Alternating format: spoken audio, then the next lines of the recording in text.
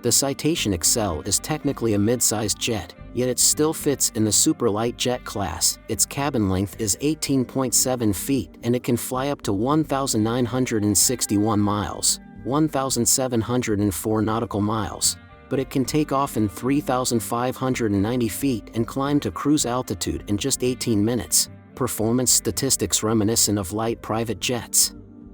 At any rate, the Excel boasts excellent handling capabilities, reliable systems, and consistent delivery of smooth, quick flights.